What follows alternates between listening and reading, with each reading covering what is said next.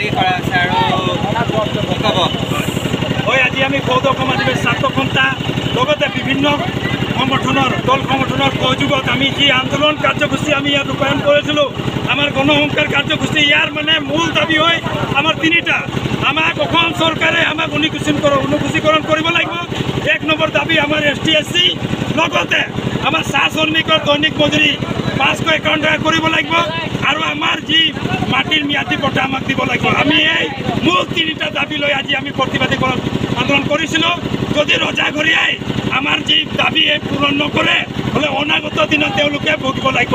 2024 চনত কিন্তু जी धरने हमने इस समय में कांग्रेस सरकार के जेरकम विदाई दे रही और हमने बीजेपी सरकार के आयन रही उनको में हमने किंतु माने बीजेपी सरकार के भी बार बार विदाई देव जो 2026 सन के आगे आगे हमने के जो जनजातिकरण चार श्रमिक के दैनिक मजूरी 551 टका और हमने के मियादी पट्टा जो पूरण नहीं करी बोले से किंतु एक परिणाम असम सरकार भोगे लगी ये आज मूल दाबी से लेके हमने के जी आज प्रतिवादी कार्यसूची रहे आज विषय लड़े किमान मानव আজি আমি সবে দেখিবলৈ পাইছো। আজি আমি যিমান চিন্তা কৰিছিলো আমাৰ মাজত কিছুমান মানে আমাৰ ভিতৰতে কিছুমান অপশক্তিয়ে চেষ্টা কৰিছিলে এই আন্দোলনক বিভাজন কৰিবলৈ, কিন্তু আমাৰ ৰাইজে সব বুজি পাইছে কাৰো মানে আমি কৈফত নাযাম।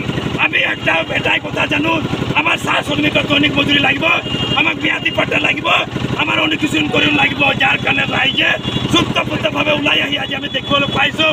মানে ইয়াত আমি অনুমান কৰিছোঁ 1 লাখলৈকে মানুহ হ'ব, কিন্তু আমি দেখিবলৈ পাইছোঁ হয়তো 2 লাখৰো অধিক মানুহ আজি ওলাই আহিছে। যাৰ কাৰণে আমাৰ চাহ শ্ৰমিক আদিবাসী ৰাইজক চবকে মই ধন্যবাদ জনাইছোঁ। আপোনালোকে যে আমাৰ অপশক্তিক আজি দেখাই দিলে, আমাৰ যে একতা, আমাৰ এই নাজুৰী ডাল আমাৰ যে বান্ধ খাই আছে, ইয়াক যদি আপোনালোকে আজি প্ৰমাণ কৰি দিলে এই আন্দোলনৰ জৰিয়তে, ইয়াকে মই ক'ব খুজিছোঁ।